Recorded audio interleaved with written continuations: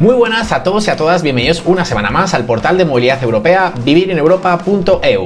Esta semana nos centramos en Portugal, vamos a ver qué es el número de identificación fiscal, también algunas peculiaridades sobre la residencia fiscal en Portugal y qué ocurre cuando somos no residentes fiscales en Portugal, la figura del representante fiscal, qué significa. Lo vemos todo como siempre, ahora en un segundo.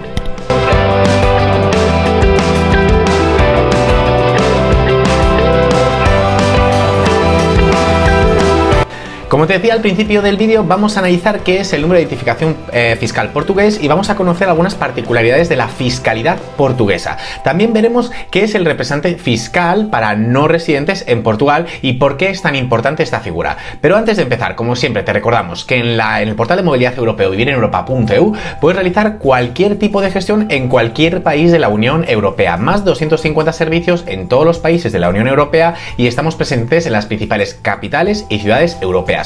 Más de 90 profesionales para que puedas realizar todas tus gestiones en un solo clic. Recuerda, entra en vivireneuropa.eu y contacta con nuestros helpers de manera gratuita.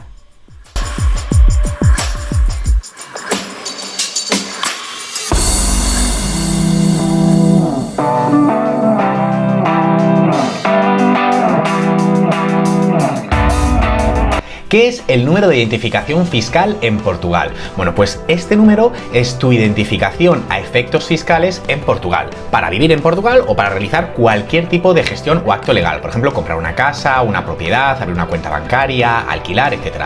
Debes siempre obtener tu NIF. Este NIF no se modificará aunque posteriormente cambies tu registro fiscal de residente a no residente o hagas el cambio que quieras. El plazo de obtención es relativamente corto. Una vez que envías todos los documentos que te requiere la administración, todos los documentos necesarios, obtendrás tu NIF en un plazo máximo de 3 días laborables.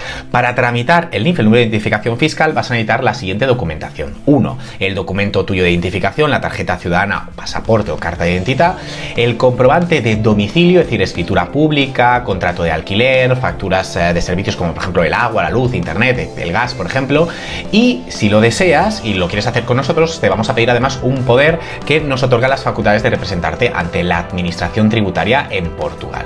Recuerda que si quieres lo puedes realizar de manera 100% online con nosotros.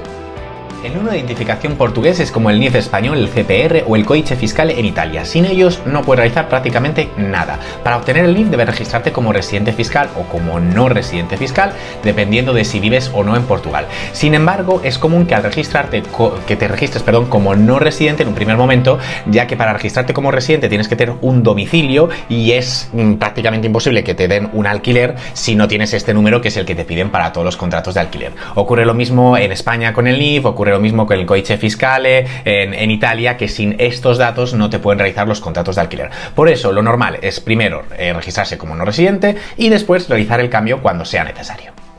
¿Qué diferencia hay, por ejemplo, en Portugal sobre la residencia fiscal versus otros países de la Unión Europea? Pues tienes que saber que la residencia fiscal, como hemos podido ver en otros vídeos, generalmente es anual. Es decir, si eres residente o no de un país, lo eres para todo el año. Esto, obviamente, pues te afecta a todo tipo, pues a tus impuestos de manera clara y directa.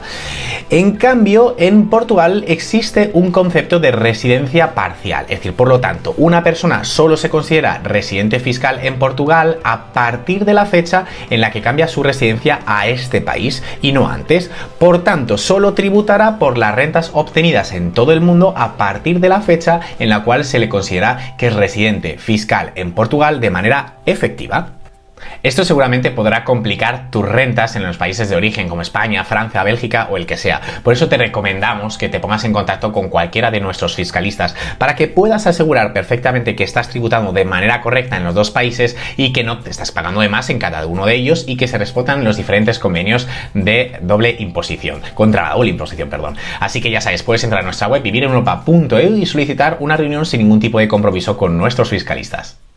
¿Qué es el representante fiscal en Portugal? Bueno, pues tienes que tener en cuenta que esta obligación es solamente aplicable a personas que se registran como no residentes fiscales en Portugal e indican como país de residencia un país que no pertenece a la Unión Europea o al espacio económico europeo.